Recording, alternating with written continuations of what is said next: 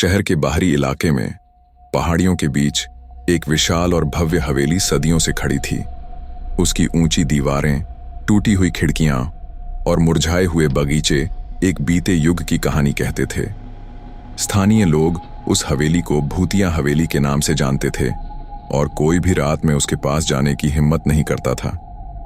कहानियां थीं कि हवेली में एक दुष्ट आत्मा का वास है जो उन लोगों को परेशान करती है जो उसके शांति को भंग करने की कोशिश करते हैं। कई सालों से हवेली खाली पड़ी थी और धीरे धीरे खंडहर में बदल रही थी। लेकिन एक दिन एक परिवार शहर में आया। श्रीमान और श्रीमती शर्मा अपने 2 बच्चों राहुल और रिया के साथ एक शांत और शांतिपूर्ण जीवन की तलाश में थे। उन्हें हवेली के बारे में पता चला और वे उसकी भव्यता और शांत वातावरण से मोहित हो गए। उन्होंने स्थानीय लोगों की चेतावनियों को अनदेखा करते हुए हवेली को खरीदने का फैसला किया। शर्मा परिवार हवेली में रहने के लिए आया और पहले कुछ दिन शांति से बीते। हवेली दिन में बहुत सुंदर लगती थी और बच्चों को उसके विशाल बगीचे में खेलना बहुत पसंद था। लेकिन रात होते ही हवेली का माहौल बदल जाता था। हवा में एक अजीब सी ठंडक छा जाती थी और कमरों में धीमी और डरावनी आवाजें सुनाई देने लगती थीं। पहली रात राहुल ने अपने कमरे में कुछ अजीब आवाजें सुनी।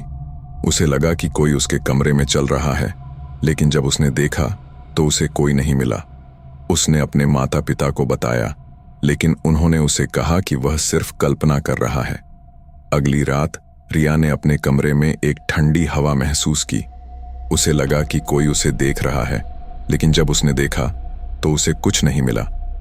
उसने अपनी माँ को बताया, लेकिन उन्होंने उसे कहा कि वह सिर्फ डरी हुई है। धीरे धीरे परिवार के सभी सदस्य हवेली में अजीब घटनाओं का अनुभव करने लगे। श्रीमान शर्मा को लगा कि कोई उनके पीछे चल रहा है और श्रीमती शर्मा को लगा कि कोई उनके कान में फुसफुसा रहा है। बच्चों को रात में भयानक सपने आने लगे और वे डर के मारे जाग जाते थे। एक रात राहुल और रिया ने फैसला किया कि वे हवेली के रहस्य का पता लगाएंगे। वे रात में उठे और हवेली के गलियारों में घूमने लगे। वे धीरे धीरे चल रहे थे और उनकी धड़कनें तेज हो रही थीं। वे एक बंद कमरे के सामने पहुंचे। कमरे से धीमी और डरावनी आवाजें आ रही थीं। राहुल ने धीरे से दरवाजा खोला और वे कमरे में दाखिल हुए। कमरा अंधेरा था और हवा में एक अजीब सी गंध थी।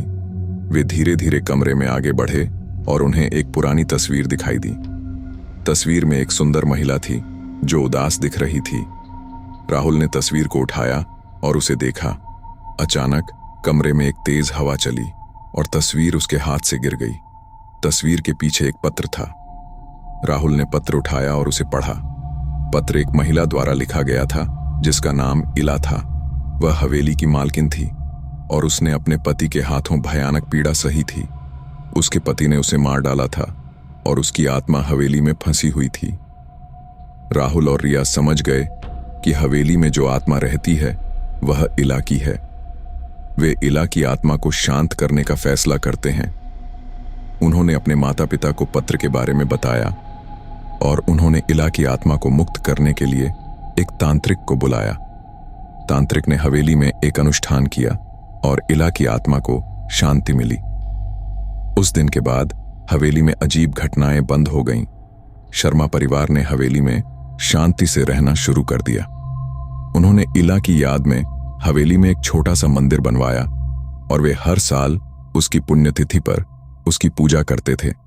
परंतु इला की आत्मा की शांति के बाद भी हवेली के कुछ हिस्से में आज भी ठंडी हवा और दबी हुई चीखें सुनाई देती हैं, मानो इला की पीड़ा की कुछ प्रतिध्वनि दीवारों में आज भी कैद हो। यह हवेली आज भी लोगों को अपनी ओर आकर्षित करती है, पर साथ ही एक अनजाने भय का एहसास भी कराती है। यह हवेली आज भी उस रहस्य को समेटे हुए है जो कभी सुलझ नहीं पाया।